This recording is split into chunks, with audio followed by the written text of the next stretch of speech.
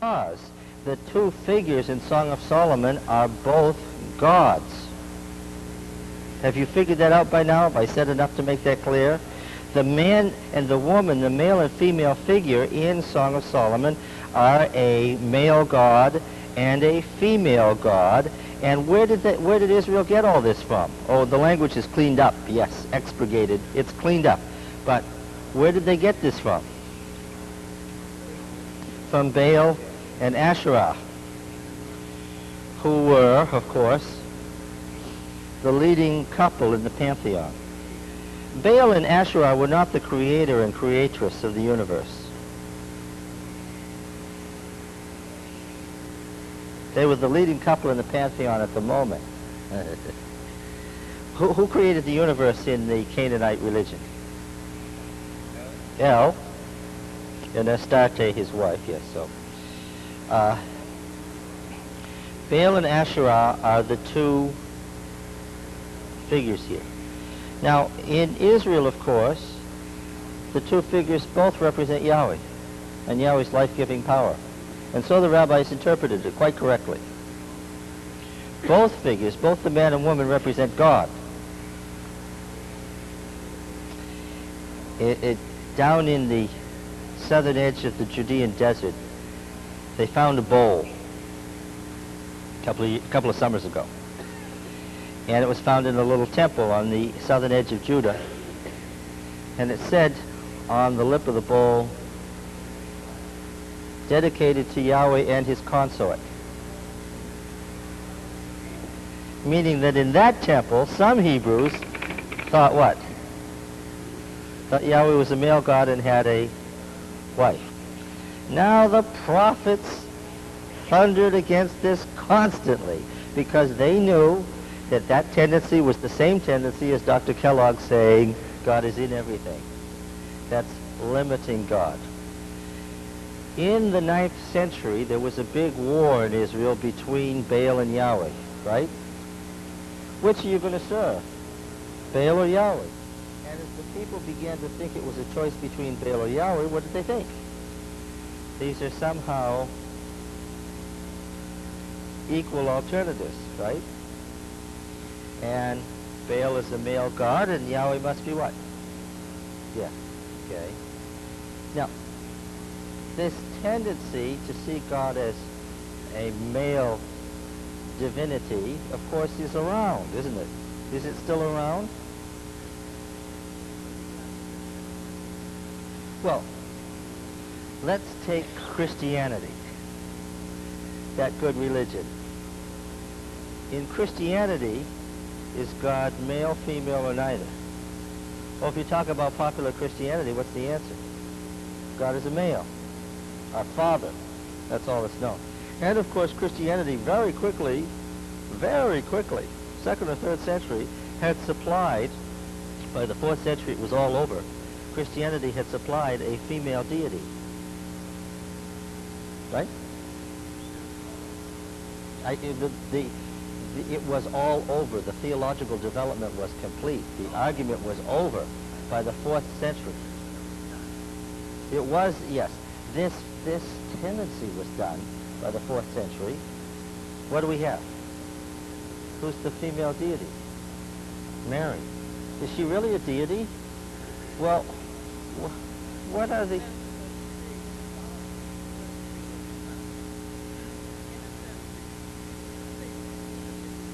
If you say the creatress of the creator, which is one of the... If you say the mother of God, yes. The mother of God, well, that's a good title that was used for Asherah. That's a very ancient title. That wasn't thought up for Mary.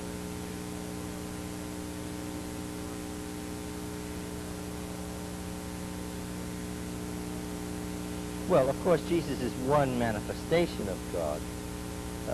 I don't think that that's... Oh, yes, that's implying way too much. The phrase is implying way too much. But the point is, there's been this tendency, right? This masculine God and the feminine equivalent. Well, Mary's prayed to. Mary's asked for grace and worshipped, yes, and adored, and yes, those things that distinguish a deity are present in this case, aren't they? And of course, Mary has other qualifying characteristics. She does miracles, and lately she's been doing what? Mark now, lately she's been doing what? Converting the Russians, as she said she would in 1917. Are you aware of this? In the year of the Russian Revolution, Mary appeared in Fatima and said that don't worry about this, that in the end Russia would be converted and she'd do it. And what's she doing now? And how is she doing this? She's not sending out missionaries, she's what? Yeah, she's appearing herself all over the world. She's appeared to Muslims and to Eastern Orthodox and to Roman Catholics and to Protestants. Now, why is it not a problem for a Protestant or an Eastern Orthodox person to see Mary? Yes, because that Protestant who saw her, or that Eastern Orthodox person who saw her, or that Muslim who saw her, believed what? That what happened to Mary was, they all agree on this, what happened to Mary was, she went to heaven. And wouldn't the mother of Jesus have a special role there? You see, if you start with one thing, it's got to go on to the next thing, right? And wouldn't the motherly Mary be the one to come and warn that there's impending judgments of God on the world, and now's the chance to take care of this? That I'm here in advance of the judgments? And that's what she's warning about. She's warning about the impending judgments. Yes. And the mother image is the, yeah. So, the mother image thing is very basic in human life, and lately Mary has begun appearing even in the United States. People have been seeing her. In fact, the current Pope has said that this is one of the most encouraging things that has happened. He takes heart from this. And what is that? That Mary, independent of the church and without their expectation, that Mary has been appearing to people of all religions around the world. And you remember that what she did in 1917 was she gave the signs of the end of the world. And what she's been saying lately in Yugoslavia and other places is what? That those signs that she had given, what? Have been fulfilled. Yeah. And what she's warning about is the end of the world. All of this is interesting, isn't it? Yeah. Yeah. Anybody who can read the signs and the seasons can see where this is going. I'm afraid that most Adventists are unaware of the incredibly increasing appearances of Mary throughout the world. Yeah. And miracles and conversions. Now let's go back to the song.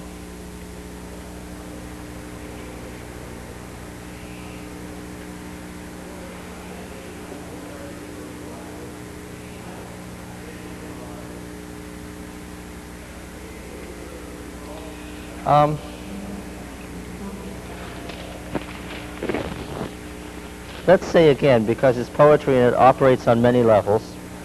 The male figure was portrayed by whom in particular in Israel and later in Judah? The king. And the female figure was portrayed particularly by who? By whom? The queen. Yeah. Who was the queen in Solomon's day, for instance? Well, there was always the queen.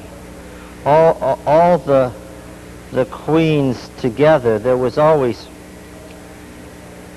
When Esther was queen, were there no other ladies around who were wives of King Ahasuerus? Oh, there were hundreds, but what? Esther was at that time the queen, yes. There was a designated queen at every time. The king and queen enacted the divine marriage. When was this? When did this happen? Twice a year. When? Spring and fall, the harvest season. And what was the purpose again of originally reenacting the divine marriage?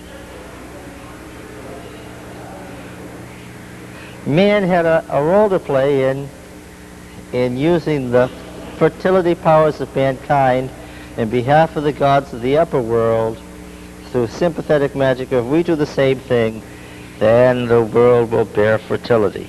So when Israel inherited those same seasons and those same hills and those same fields and the same vineyards, they just cleaned up the meaning of it. Okay, the divine marriage now is something different. Now, who else was married besides the king and the queen at this time? Everybody whose time it was to get married.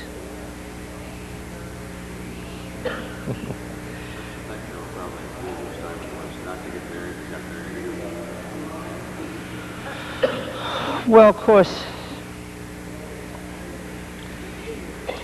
I can tell by your gray hair that you would probably have been a grandfather or great-grandfather under that system. Whose decision would that have been? Not the kids, what? Well, not even the parents. Yeah. If you had a 15-year-old grandson that you thought should be married, then he would get married. And if you decided that... Is your father alive? He is not, I understand. So in your house, you would have been the patriarch.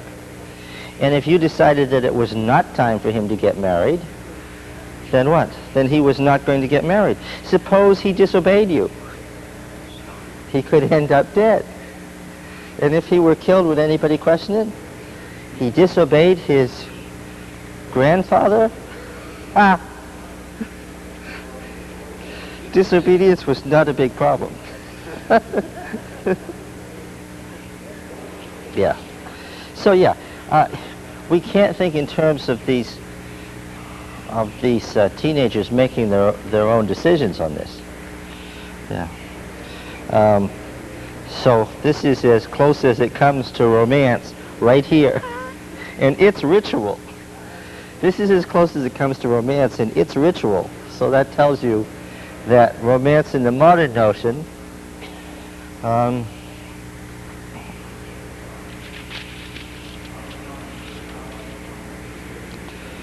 nobody stalked his wife and threatened to kill her. Those were problems that are never... You see, the Old Testament is full of laws about problems they had. Then there are some problems we have that are utterly missing. Just totally missing. Why? Their system didn't allow for those problems. They just didn't have those problems. Okay, so we have some advantages, but we have an equal number of disadvantages, if not more, under our system. Yes?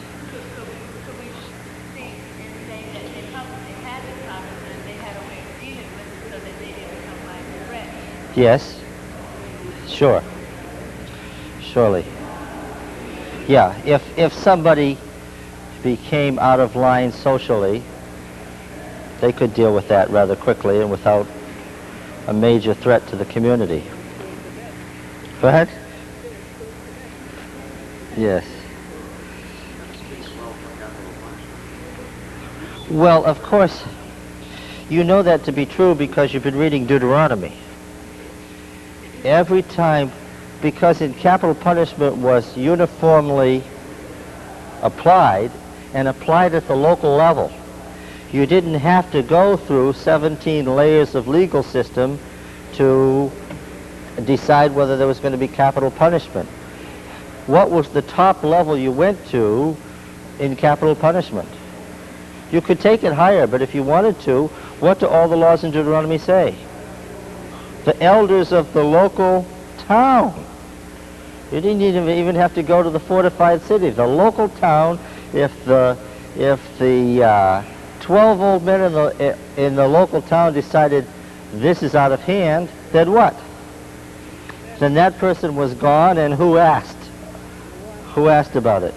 Nobody, because, and what was the statement again and again that was made over and over again in the 13 cases of capital punishment in Deuteronomy? That the people may hear and fear and learn to do X no more, whatever X is. Because, of course, if it was uniformly applied, and it was publicly applied, yes. If you're going to apply it every once in 21 cases, then it's not going to work. Now, in the beginning, the woman is looking for her mate.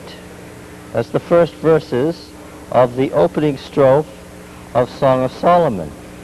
Then the chorus, in this case a chorus of women, say in verse 8, she asks, where is he? The answer is, if you do not know, O fairest among women, follow the tracks of the flock and pasture your kids beside the shepherd's tents. What does the phrase, O fairest among women, tell you?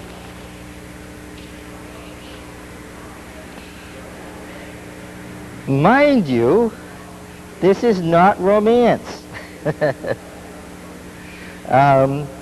I'm sure that some pretty plain gals have been called fairest among women at one time or another in a romantic way. But that is not what's going on here. What's going on here is ritual. What does the phrase fairest among women tell you? Yes, so who is this? The queen, and the queen in her role as what? In her role as what? Bride, you might say, yes, but that's not the point. What kind of a title is this? This is a divine title. This is regularly applied in the Canaanite religion to Asherah. Yeah. This is a leftover from the pre-history of Song of Solomon. Okay? Verse 9.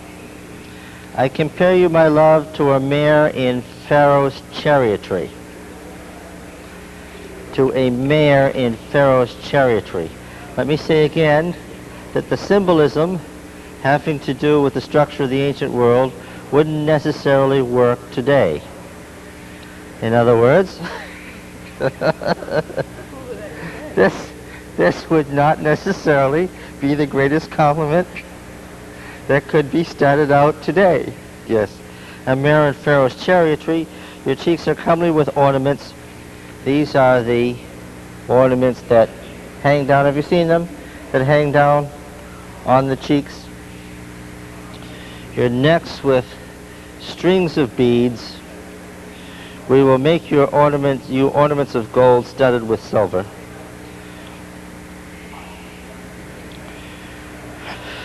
While the king was on his pillowed couch, my nard gave forth its fragrance. My beloved is to me a bag of myrrh that lies between my breasts. My beloved is to me a cluster of henna blossoms in the vineyards of the spring of Gedi, that great spring down by the Dead Sea.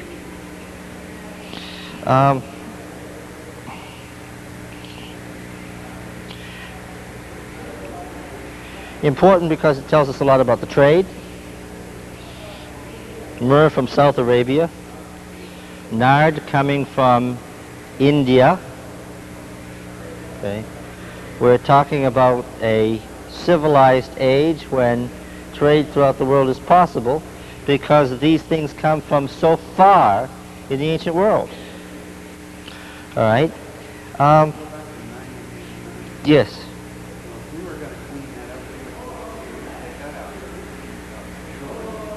Oh, yeah. Oh, listen, yes. We are Puritans and Victorians. We've passed through two levels. You see, the Puritans wouldn't have allowed jewelry, but they wouldn't have minded the strong drink in Deuteronomy. Why?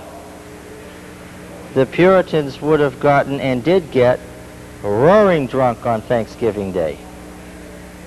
But they wouldn't have allowed the jewelry or the sexual excess. But then when we got down to the 19th century and Victorianism, the temperance movement took care of what? Took care of the wine and strong drink. So we've gone through two levels. We would certainly have to get all this jewelry out of here. Yes. Coming back in the Adventist church. You think so?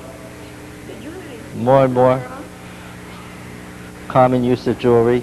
You think we're less Puritan than we were originally? I would say. Yeah. Pardon? At least where we grew up, Oh, yes. we are quite much less Puritan place where we grew up. Yes, less Puritan than where you grew up. Yeah. I think. No, because of course that was part of Puritanism, was at that time 17th century European men wore a lot of plumage, very bright colors and all sorts of things that, yes, that Puritan men didn't wear. What was the appropriate color for a Puritan man? Black. Yeah. Yeah, so, no. What the early cravat that was available then, they did not wear. Yeah.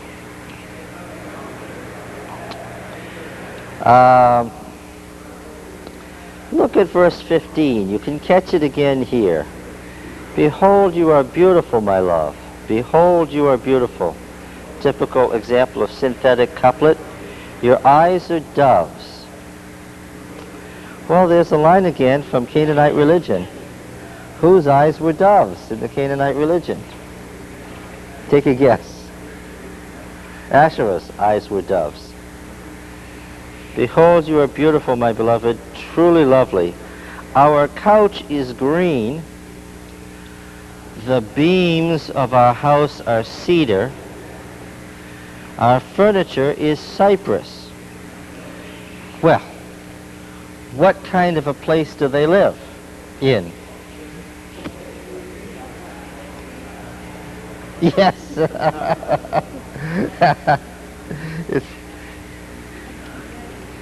It's something besides a tent. Now the word McCaull in Hebrew, we translate into English in two different ways. We translate it one way. What did you say? Where did they live? In a palace. What? Temple. Why didn't they have two words for temple and palace? Yeah, because in all the surrounding cultures, except for Israel and Judah, the king was what?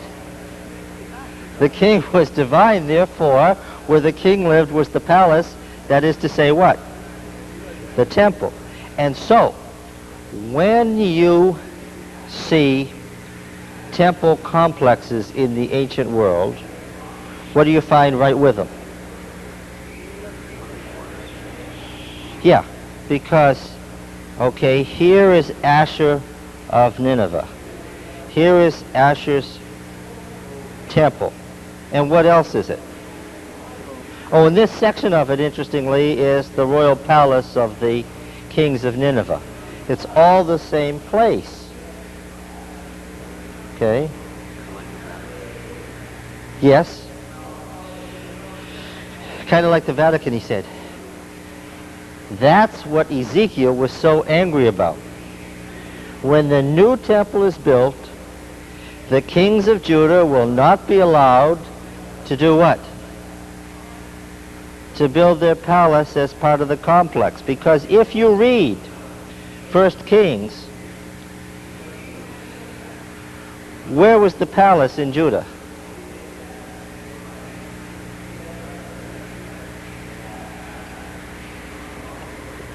Oh, I know it was in Jerusalem. Yeah, I know that's the capital. What? On Mount Zion. In fact, the palace was what? One and the same with the temple. It was all the same deal. They even referred to the temple as whose? As Solomon's temple. They made a big deal about this, the Deuteronomic historians. David and Solomon paid for it, they built it, and they put it on their personal property. What? The city of Jerusalem was what? It was David's city. Meaning what? Was never allocated in the tribal allocations in Joshua. David's personal retainers captured it. It wasn't part of the tribal inheritance, and he paid to capture it.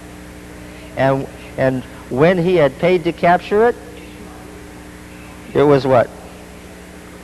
It was his personal property. And on his personal property, he built a palace temple complex. Now you see what the paganizing tendency was. In the surrounding nations, the king's palace was part of the temple. Why? Because the king was divine. And that's why there was a hereditary monarchy, because a hereditary monarchy expressed the idea that the God always lived in that line. So when David founded a hereditary monarchy, and they put the palace and the temple all together so that it was all one thing. So you say, these people live where? Where is this happening? In a temple. Now, why did they use things like cedar, for instance? We know that this was an affront, Roy. This was an affront. The temple was lined, what? With cedar. The cedars of Lebanon came from the tops of the mountain range, which were considered divine. Okay. They were a tree that had incense in them already. The incense was already in them, so that they were a sacred tree. So that it was perfectly appropriate to line the temple with cedar. When you walked in, what? It smelled like the inside of a cedar closet. Yes.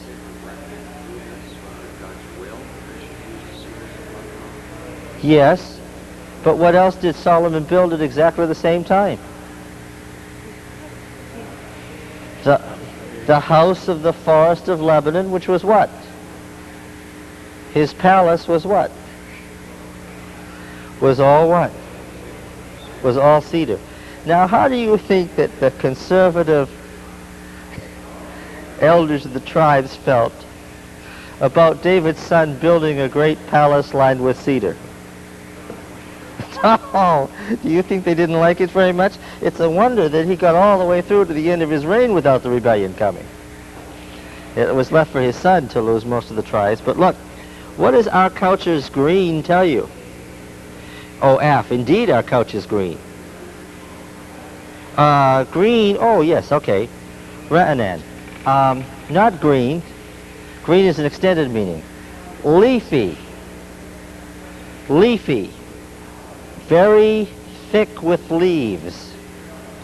A word used for a tree after the dry season when the leaves come out and all the foliage comes out on it. And so green is the extended abstract meaning. Indeed, our couch is very leafy, as in a leafy tree. What? Verdant. Okay, that's a good, I think that's a better translation than green, although the Latin word means green.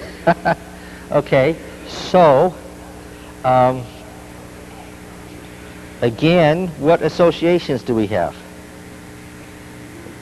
Well, where did they have the fertility sites? On every high hill. What's the phrase? No, I want the Deuteronomic phrase. They set up their high places on every high hill and under every... You fill in the blank. You missed it. And under every green tree. The word there is this word. Ra'anan. Leafy. Green with leafage. It's the same word. What does that tell you? We've got the fertility associations again. All right? Here we have the couple couched on a leafy couch. Green with leaves. The beams of our house are cedar, and your translation probably says rafters. Acadian says, it's a hapax, meaning it occurs only once. Acadian says furniture. Our furniture is cypress. So, this couple is what kind of a couple? Well, they're a royal couple, certainly, or we could say they are what? They are a royal couple or what? They are a divine couple. Yes. Right. Which would have been to say the same thing in any other culture except Israel's. Right? Yeah. All right. I am a rose of Sharon, the maid says.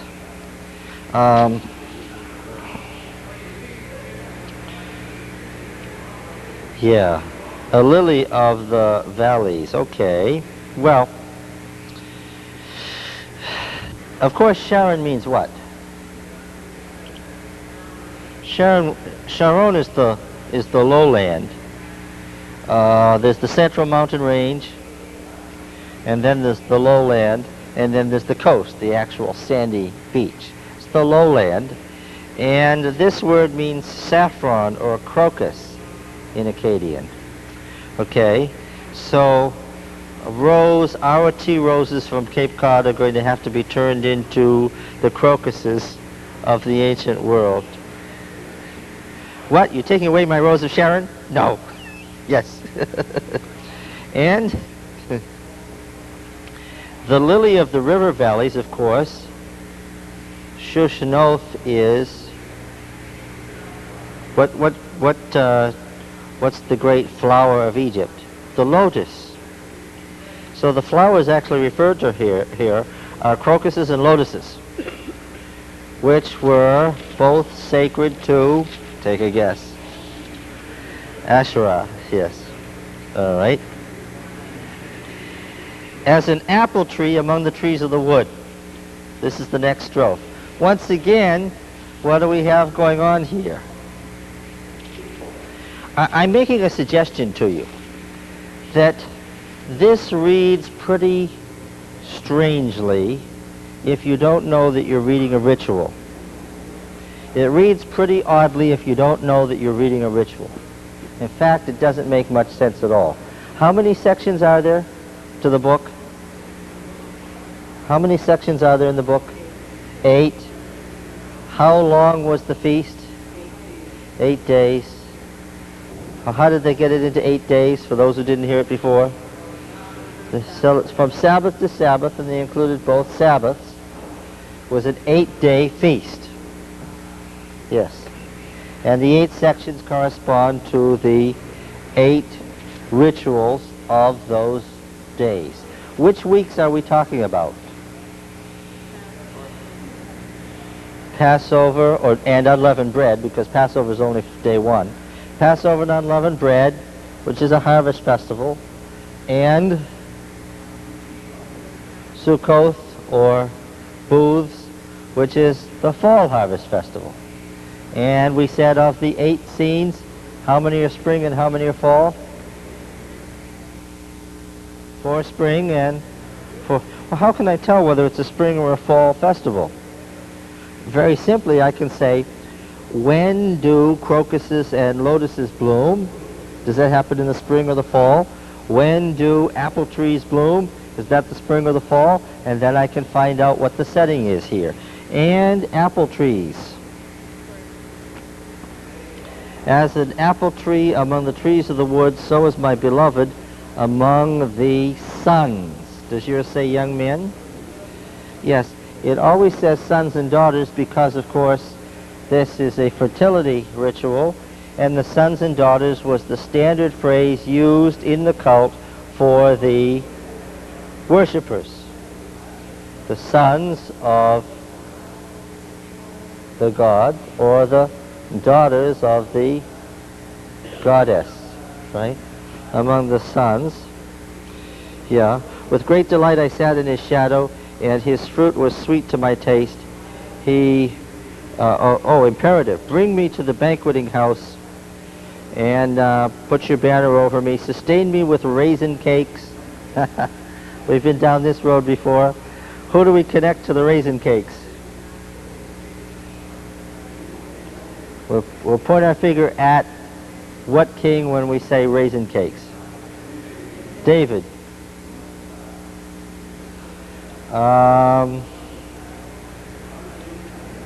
Yes.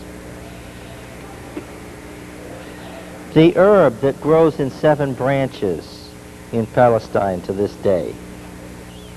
3, 3, 3, and 1. It's very dramatic. It looks just like a menorah. It's part of the crocus family, and it was sacred to Asherah, and it represented her fertility. And it found its way where?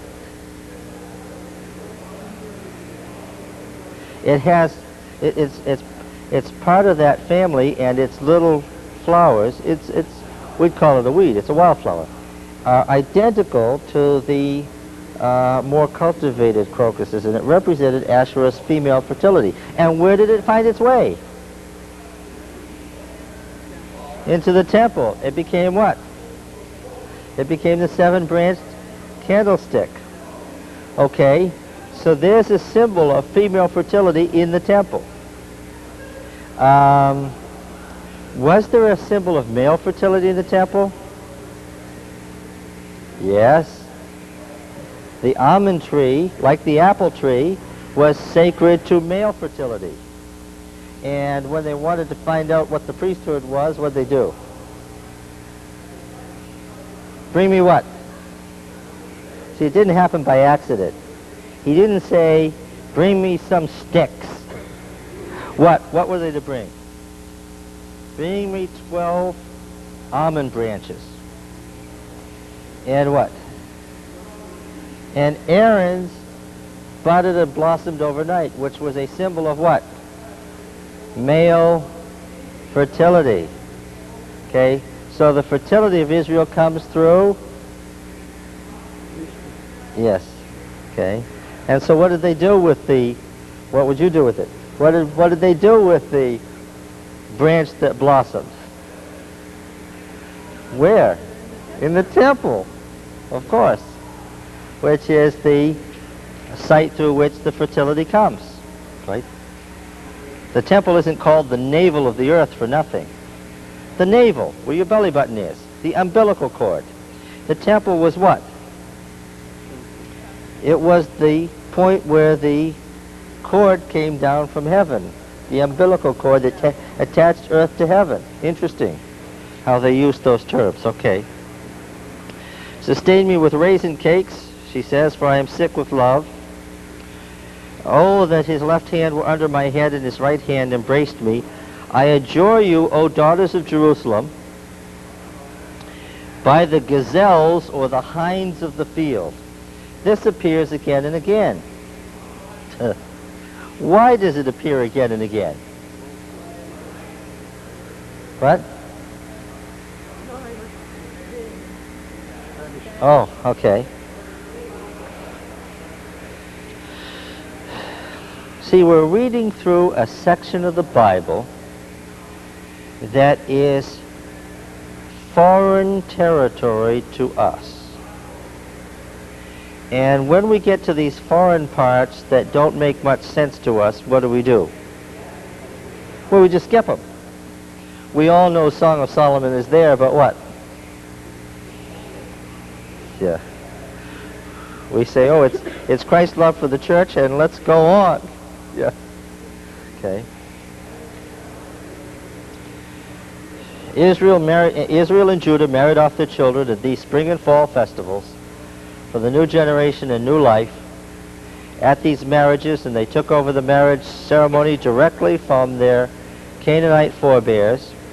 And here's one of those examples. I adjure you by the gazelles or the hinds of the field. What's that all about? What do you think? Adventists get used to animal symbolism and warm right up to it when they get to what book? Yes, when you get to Daniel, then what? Then animal symbolism is Adventist. Yeah. The gazelles and the hinds of the field were a symbol of a class of people. Okay. What class of people? Well, what do you think? The context could probably help us here. I adjure you, O daughters of Jerusalem, by the gazelles or the hinds of the field, that you stir not up nor awaken love until it please. What does that mean? It's said again and again in the book, so it must be important, right?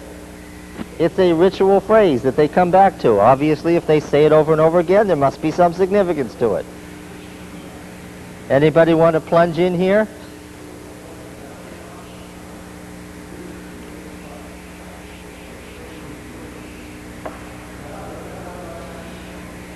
Who's speaking? Who's speaking? The queen, or the goddess, or the woman, the maid? Well, which is it? Is it the goddess, the woman, the maid, or the teenage girl? Yes, that's right. That's right. That's what poetry is. Multiple levels, an intensity of meaning and an economy of words achieved by certain standard poetic devices.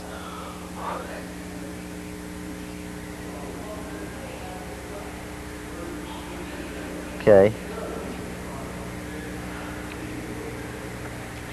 In a prior life, I taught literature, and it made a permanent impression that couldn't be washed away.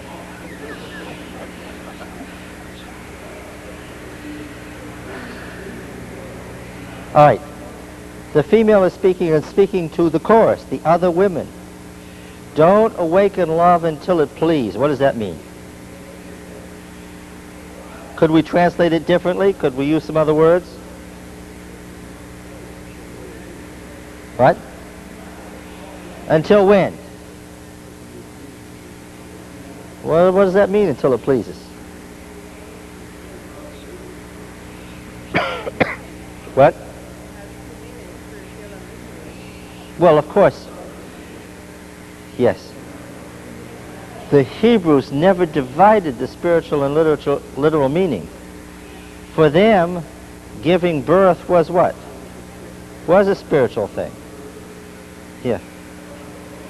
We're much more abstract. We're Westerners. We have Greek thought. We think much more abstractly than they did. The gazelles and the hinds of the field are two classes of males who have already borne children. Males whose fertility is demonstrated by what? By their having had children.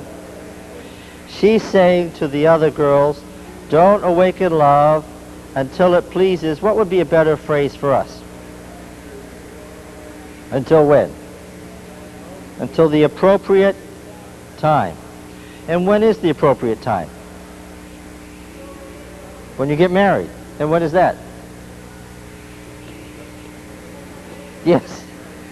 At the time of fertility, in the spring or the fall. So, take a guess. Nothing would be better in their minds than to get married and what? Well, catch what I'm saying. Nothing would be better in their minds than to get married and what? Have a child when? But when? What would be a great time to conceive and have your first child? At the feasts. They wanted these children to get married and what? And get pregnant. When? Right then. Yes. This custom continued for as long as Judaism was an organized religion on the land. This was still the custom in Jesus' day.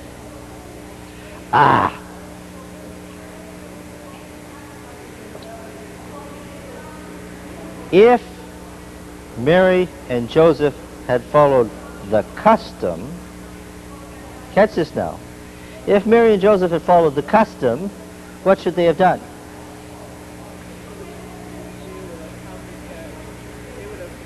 When Jesus was 12 and they took him to the temple, they took him to Jerusalem, what should they have done? They should have married him off. And the reason they didn't was he was a Nazirite. They had already dedicated him as a Nazir, and therefore what? Had exempted him from marriage. Yes. But that's when the boy should have gotten married. That's how it was. If you have hormones, what? We're not going to have problems. You use them. Okay? Yes. So that's interesting. And you can be sure that the boys that Jesus grew up with, what? Yes. So when he was 13 or 14 or 15, he would already have been looked on as what? As a religious figure. Why? He was already a Nazirite who wasn't married. And that's why he said, well, you should have known where I was. Why? They didn't intend to marry him off, therefore what? He should have been doing his Nazirite thing. Yes. All right, thank you very much.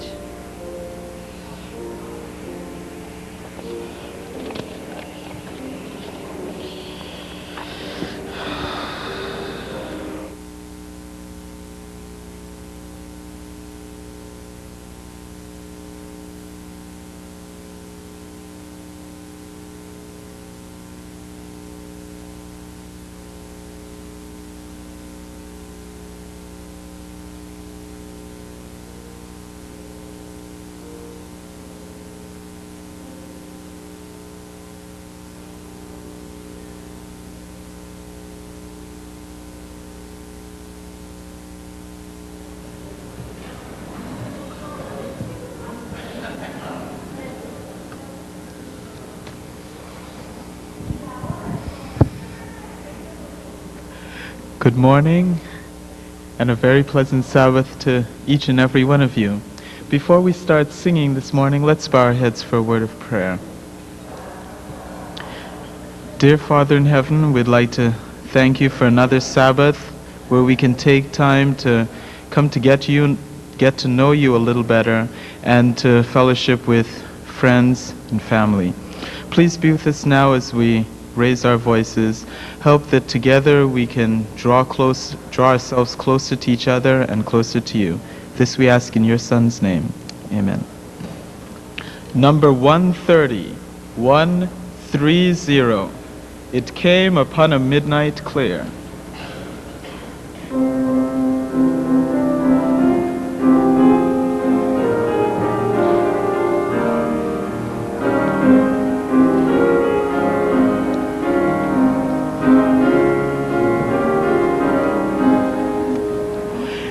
It came upon a midnight clear, that glorious song of old,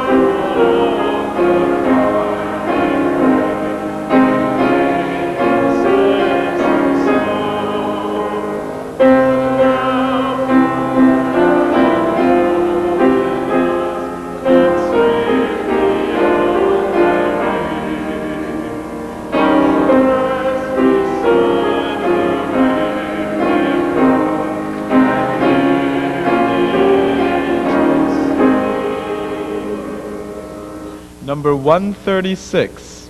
136. Good Christians, now rejoice with heart and soul and voice.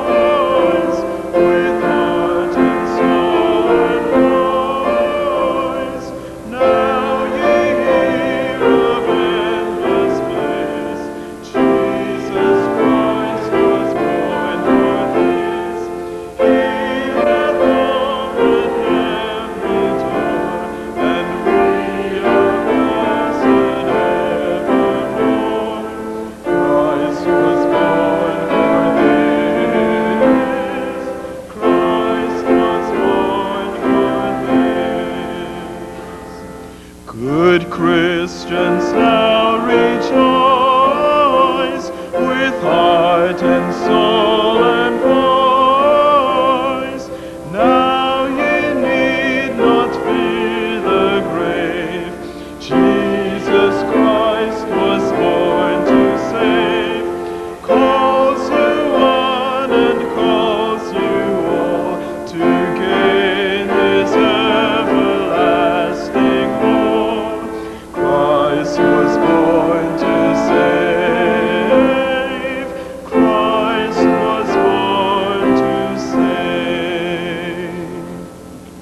Let's continue our worship with number 149. 149. Once in Royal David's City.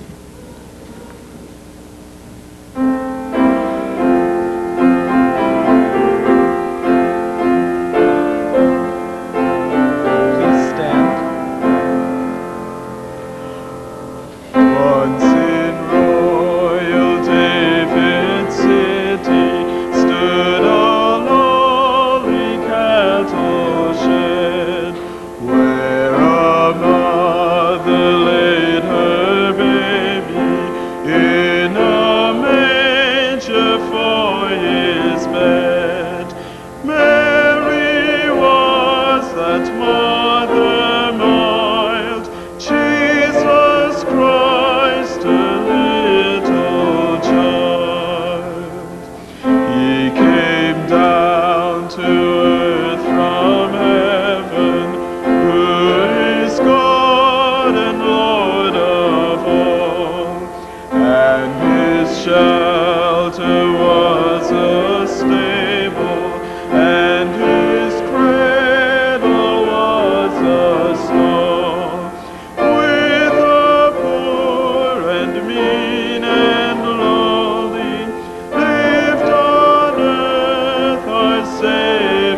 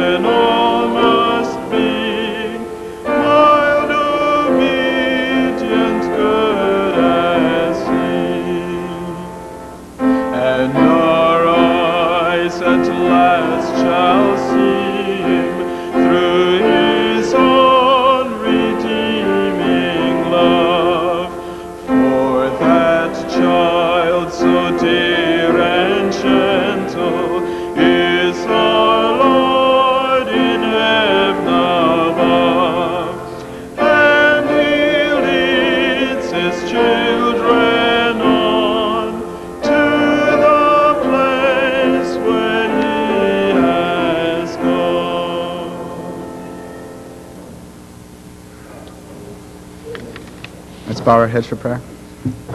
Dear Father, we thank you for the Sabbath day. We ask for your presence in our Sabbath school today and in all the other Sabbath schools around the world. We thank you for your love and constant care over us and for permitting us to celebrate another Christmas. We want to ask for your special blessing over all the members of the Sabbath school and help us to be ready for your coming when everything will be made new. In your name we pray. Amen.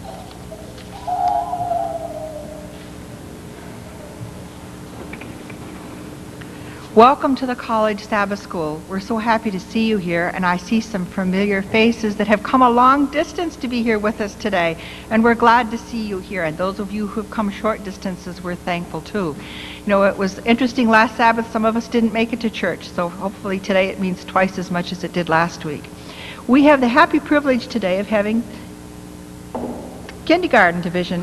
They're going to have our special music, and we're happy to have them here. We're going to hear about investment today, and we're investing in our children too.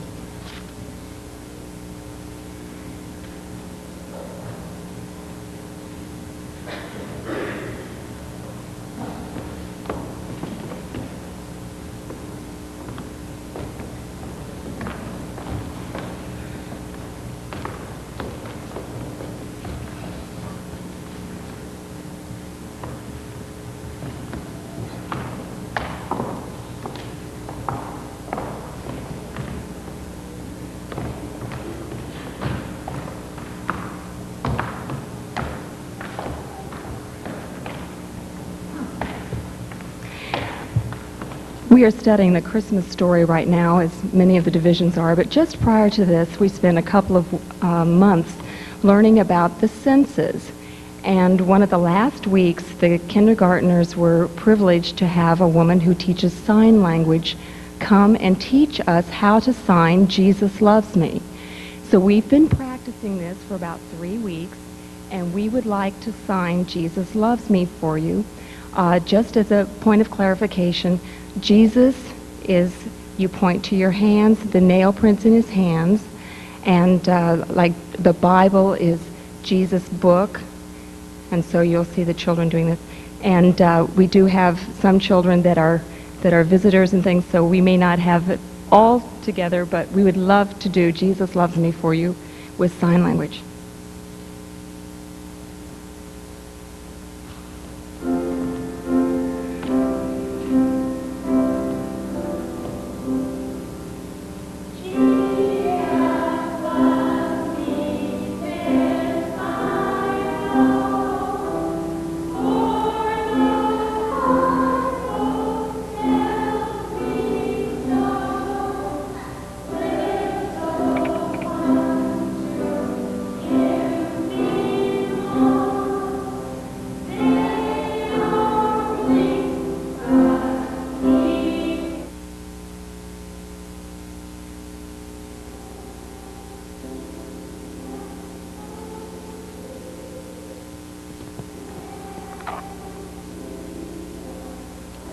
Testing.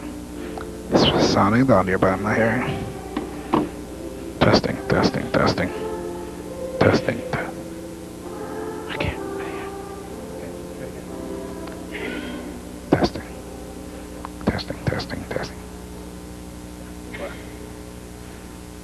Testing.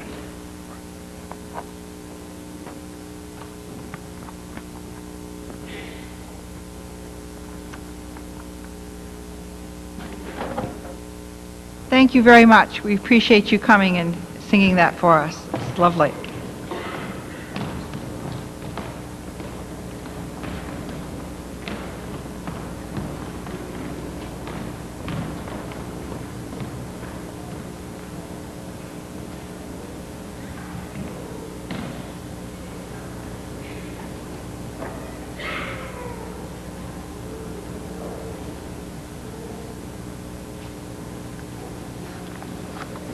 Joanne asked me to talk to you today a little bit about investment. Let me ask, is there anyone here who's ever done an investment project? Is there anyone here that's ever tried an investment project? I know we did in our home one time. I think you're missing something if you don't try it just one time. And I don't mean bringing in the change out of your pocket down to the kindergarten department or whatever, but I mean really trying an investment project. I know one time I have a brother in Illinois, and he has some apple trees in his backyard. So one year he decided, and this has gotten to be kind of a joke in our family, but one year he decided to sell the apples from his tree for investment. So that's all he did. He decided to sell the apples for his tree that spring. Well, in the fall, he didn't do too well because his apples were very wormy. So he didn't get too much for investment that year. In fact, I don't think he even tried to sell them because he was too embarrassed about his product. So my husband told him one day, he says, "Bill, you not only have to pray, you have to spray." And you know, I think sometimes we have the idea that all we have to do is pray and the Lord's going to bless us. But I think the Lord knows that we have to invest some of our time and our talent to make His money multiplied. And I'm going to tell you some of the projects that investment is going to be going to this year. Homeless shelter in Atlanta. The West End Seventh-day Adventist Church operates an emergency shelter for up to 30 homeless people every night from November 1 through April 15th each year. Giving to Mission Investment will help them purchase equipment for a licensed kitchen, install shower and toilet facilities, and provide funds for food, counseling services, alcohol dependency group programs, and job readiness classes. Campus Ministry Center at Morehead State University in Kentucky. The Morehead Seventh-day Adventist Church is located next door to the major state university for Eastern Kentucky. It is a small congregation with a vision for campus evangelism and community service. Your involvement with Mission Investment in 1992 will help this church build a facility for student group meetings, community outreach events, and headquarters for a campus ministry. The congregation is providing the land on which to build and volunteer labor. Investment funds will pay for construction supplies and furnishing. Van ministry to the inner cities of Cleveland, Pittsburgh, Columbus, Cincinnati, etc. I know you're familiar with our own van ministry here in our conference. The Allegheny West Conference wants to begin a van ministry that will touch the inner city of 10 major metropolitan areas in its territory. Health screening, feeding programs for street people. I'm sure they're sweet people too. And spiritual ministry to those who express an interest with all be part of the program. It will be staffed by volunteers from the Community Services Federations of the conference. Investment funds will help purchase and equip a medical van and underwrite the cost of hiring a van driver coordinator. Van ministry to Appalachia. This one kind of reaches home to me because we spent a couple years in Appalachia, in eastern Kentucky. And so we know what the conditions are there. We felt very much that we were in a mission field right there in our own country. The Mountain View Conference is initiating a van ministry among the small towns and villages of Maryland and West Virginia. Health screening will be used to identify needs in unentered towns, and then programs will be developed to meet these needs. Reaping methods will be demonstrated to lead Appalachians, a people group traditionally resistant to the Adventist message, to Christ. And church planting projects will be established. One of the first church planting projects will be in Calhoun County, West Virginia. The project is under the direction of the Appalachian Impact Committee. So remember, let's pray and let's spray.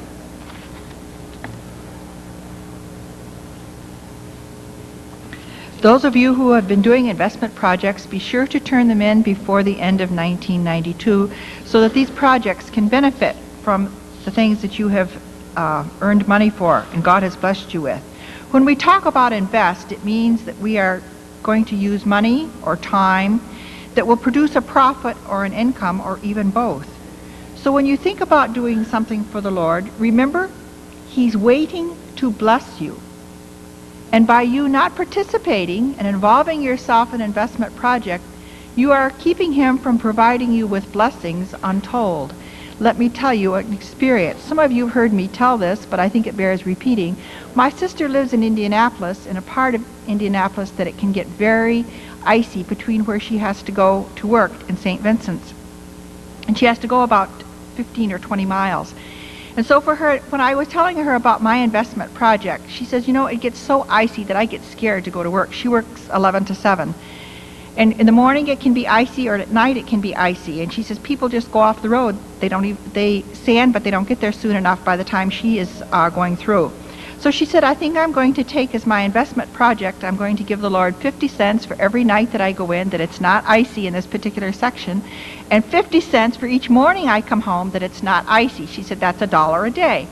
She says, now do you think he'll bless me? Now she was rather dubious about this because, her sister may, I get a little, enthusiastic about sometimes. I said, yes, the Lord will bless you, I assure you. So I asked her periodically how she was coming with her investment project. She says, would you believe? She says, it hasn't been icy. She said, but you know what? It's icy on the nights I'm not there. And I said, well, do you see? God has blessed you. They had their worst ice storm last Christmas, and she was here. I said, now see, the Lord knew, and the Lord blessed. She said, yeah. She said, you're kind of right. She said, the Lord has heard my prayer. She says, and I give him the $1 every day. She said, it's worth it. And I said, I agree with you. So think about an investment project, something that you would like to do, to have God bless you. If you need some ideas, you want to talk about it, you want to think about a project, feel free to come and talk to me. I'll be glad to listen to you and provide you with some ideas and suggestions. There's all kinds of interesting things that you can do. If there are any men out there who use the Bic shaver, that you buy, 10 for 99 cents or whatever, I've known of men to give a quarter for every shave they got past number 6.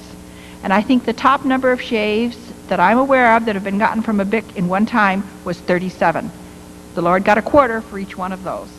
So, it's interesting what God can do for you if you allow him. The blessings that he will provide you, there is no end to it. So I would like to challenge you today to think about doing something special for investment in 1993. As a reminder, next week is 13th Sabbath. This is your opportunity to provide an extra special offering for the mission field in which our money is going this year. Let's all stand for prayer now.